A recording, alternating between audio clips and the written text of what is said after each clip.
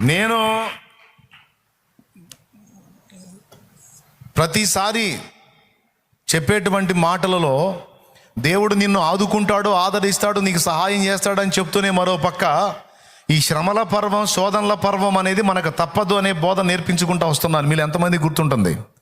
పోరాటాలు తప్పవు, ఆటుపోట్లు తప్పవు, ప్రతికూలతలు తప్పవు, అవన్నీ ఎదుర్కోవాల్సిందే.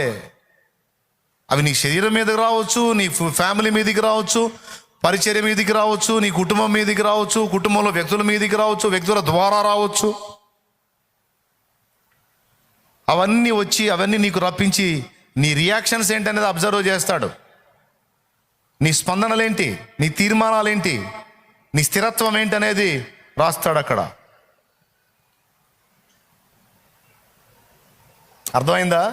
రాకుండా అయితే ఉండవు, అన్నీ రావాల్సిందే, అన్నీ ఎదుర్కోవాల్సిందే.